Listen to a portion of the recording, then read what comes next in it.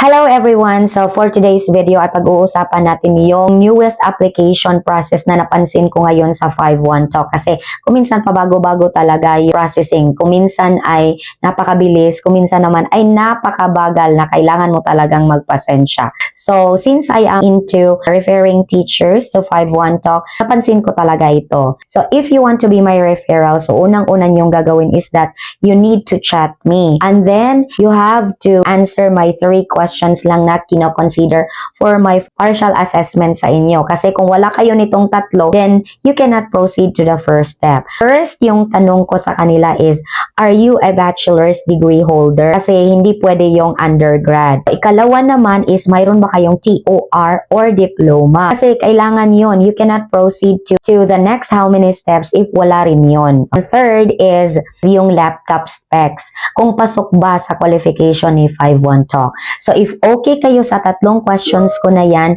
then we can already proceed to the first step, and that is clicking my referral link. Pag-click nyo, fill up agad. You will just be entering few data. Tapos, as you proceed, mayroon na namang information na dapat ninyong i-fill up. So, after na mag-succeed yun, unang-una talaga ninyong marireceive is yung AI interview invitation. So, that is within 6 hours. So, dapat na makapasok kayo dun sa enter interview room. So, kung mag-enter interview room kayo, agad-agad na yon na AI interview. For me, pwede naman yung AI, kaya lang, yun lang nga yung magkakaproblema tayo dun sa PSO. Kasi wala talagang mangyayaring PSO. Maghihintay na naman kayo ng new email from 5-1 Talk. So, sa aking mga referrals, ang advice ko talaga is, you have to wait for the email coming from 5-1 Talk, confirm invitation talaga, human interviewer. So, paano natin malalaman na for human interview na yon? Mayroon siyang MS Teams na link at saka may MS Teams na email ad.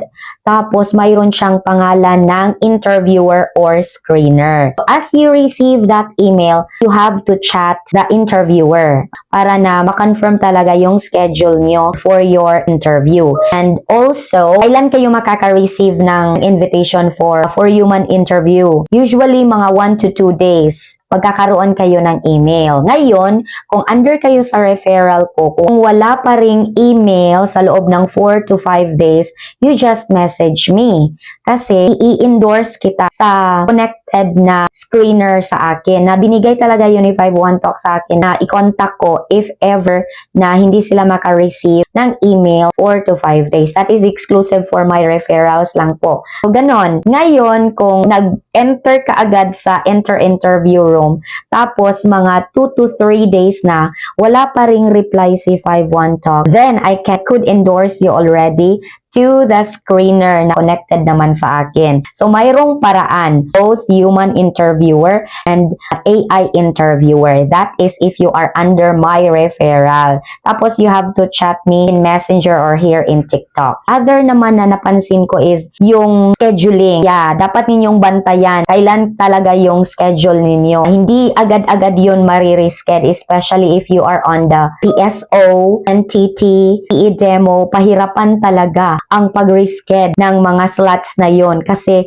hindi lang po kayo yung iniintindi ng mga interviewers and screeners. Marami po, hundreds of applicants talaga yung naka-assign sa kanila. So, dapat talaga na maka-join agad kayo whatever schedules.